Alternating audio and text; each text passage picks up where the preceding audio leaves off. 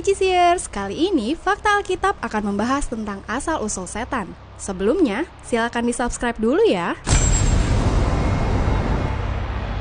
Kata setan hanya digunakan 2 kali di dalam Alkitab terjemahan baru.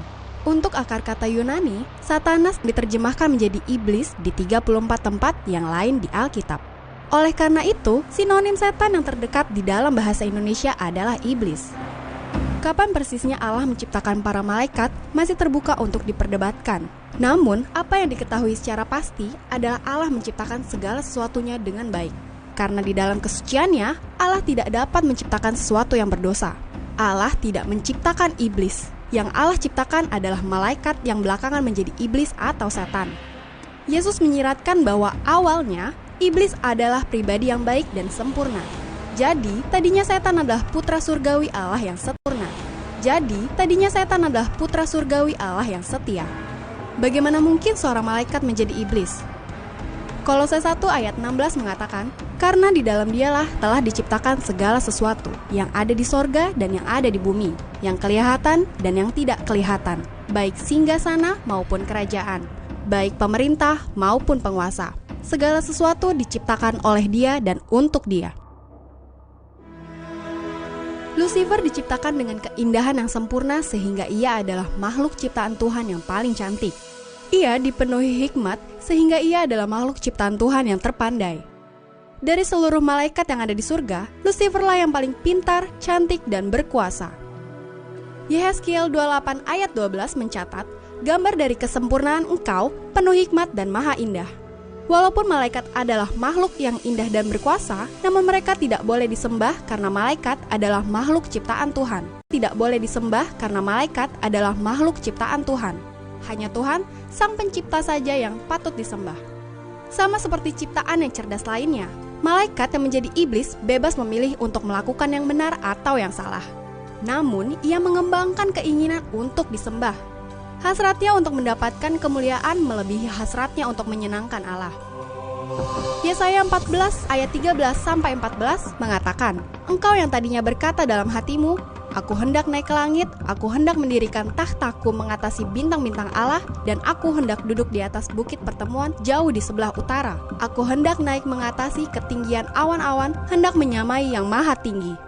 Malaikat yang menjadi iblis memilih untuk menentang Allah dan menghasut para manusia pertama untuk mengikuti Dia. Jadi, ia menjadikan dirinya sendiri setan yang berarti penentang.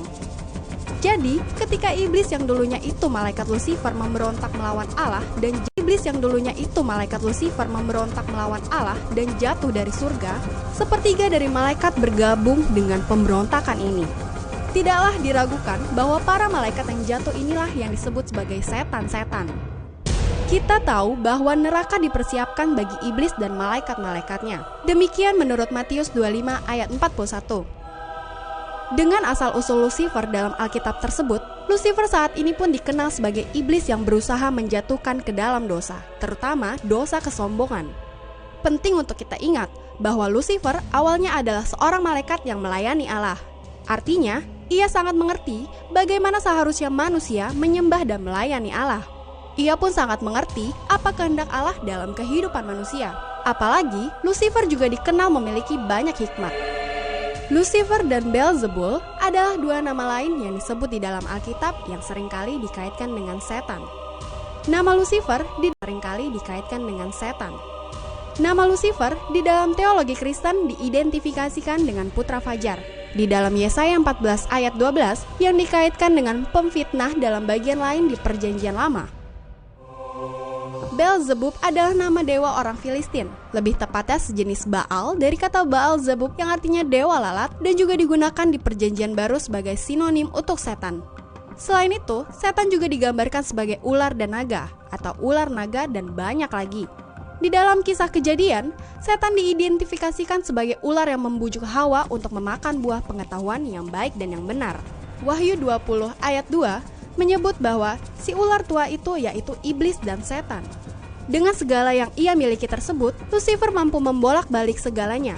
Ia merupakan entitas yang sangat mampu untuk melakukan hal yang berlawanan dengan kehendak Allah. Oleh karena itu, kita perlu terus berhati-hati agar kita tidak jatuh ke dalam godaan Lucifer.